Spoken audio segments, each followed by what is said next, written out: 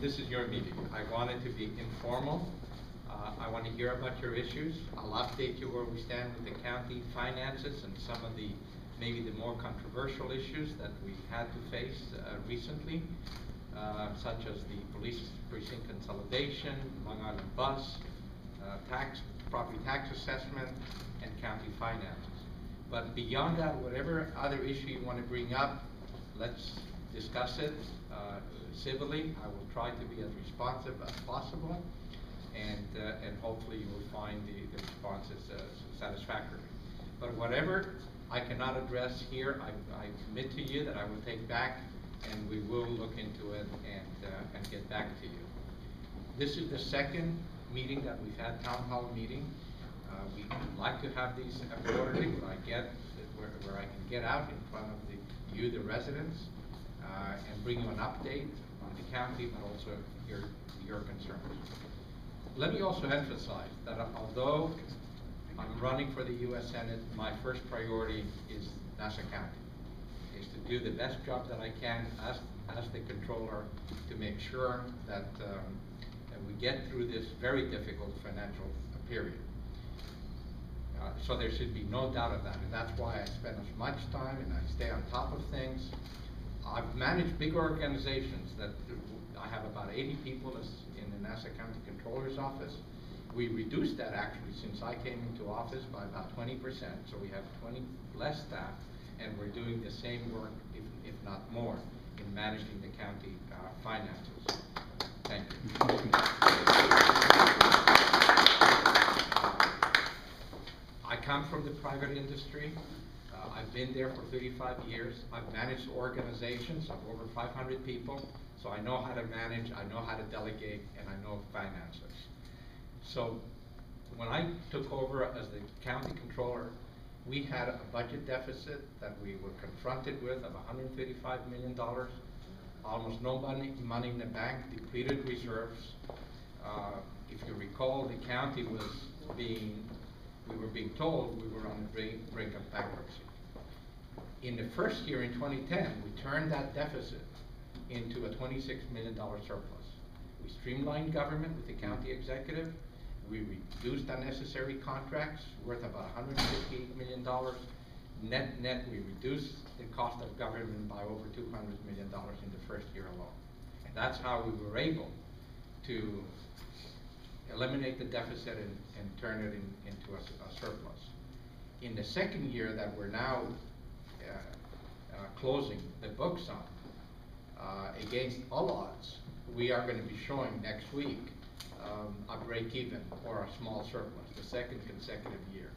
And the third year, now that we're working into the budget, again, we're tracking on budget to end in balance. It hasn't been easy. Remember, for the third consecutive year, we have not raised property taxes. We think that's a remarkable achievement. In the first year, the county executive, immediately when he took office, he eliminated the energy tax, which was about 2.5% of energy consumption, which if it was a property tax reduction, it would have been about a 10% property tax reduction. So 3 years of no property tax increase, the elimination of the energy tax, and what makes that remarkable, those achievements remarkable, is that we did it while having to absorb, over the 2.5-year period, pension contribution increases of over 60%, health insurance premium increases of over 30%, as well as all the other inflationary costs that we've had. So we think, we haven't solved out all our challenges, fiscal challenges, because our economy hasn't recovered. Our sales tax, which is our major source of revenue, has not recovered. It's still below the 2008 level. But against all those odds, we have managed, we've kept the county afloat, and we've protected the taxpayers without raising property taxes. So we think that's a remarkable achievement. No other county government in the state has been able to do the same. I just want to emphasize that. New York City has been continuously raising property taxes or raising assessments, and a lot of the upstate counties have been raising their property taxes as well. And although the governor last year passed the 2% tax cap that applied to both municipalities and schools, we have stayed at 0%, well below that. Now, some of the more controversial programs that the county executive introduced, I think have worked out beautifully. The Long Island bus transition, the nice bus now that we're seeing, we've not only been able to cut our costs, the MTA was demanding subsidies to be increased by another $26 million to them, even after reducing the routes and the bus service by a significant amount. Actually, some of the routes would have been reduced by about 50%. Through the privatization, the public-private partnership, now we've restored a lot of that service. So we're getting more service, better service, at a much lower cost to you, the taxpayers. So that has been a successful transition. Nobody talks about it anymore because it's been successfully transitioned to a private partnership. We're getting better value, better service for the money that we're spending.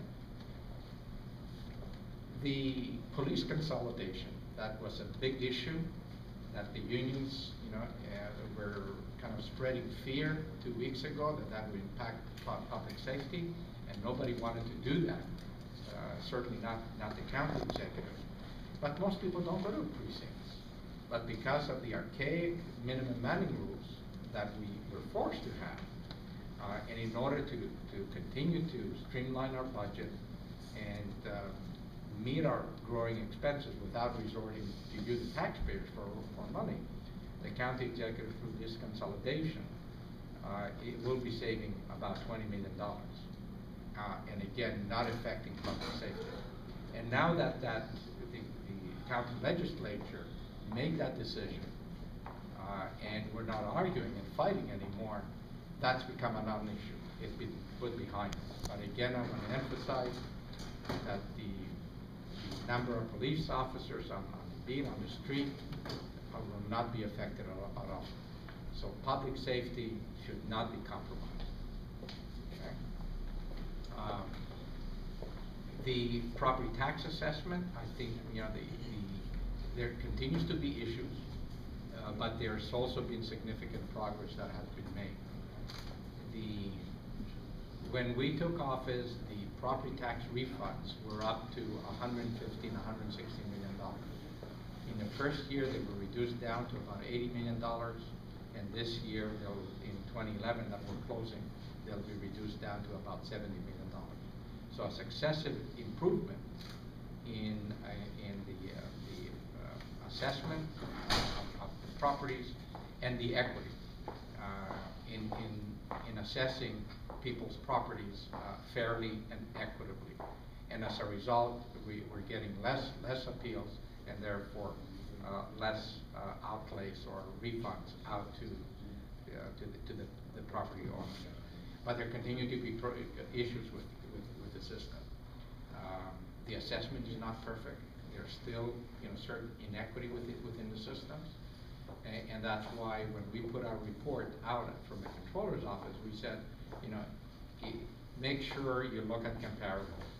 Look at your neighbor's house, because in some instances your neighbor's house has been reduced in assessment because they've appealed.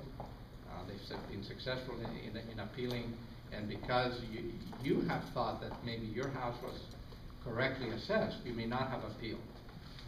And therefore, because your neighbor's house being identical would have been reduced, therefore your property tax, even though your assessment has stayed before from the year before, your property taxes may go up because of the way the assessment works. So just review your assessment, make sure, look at your neighbors as comparables, and if you feel you have an approximately identical home and your neighbor's house is assessed lower than yours, file agreements, file an appeal.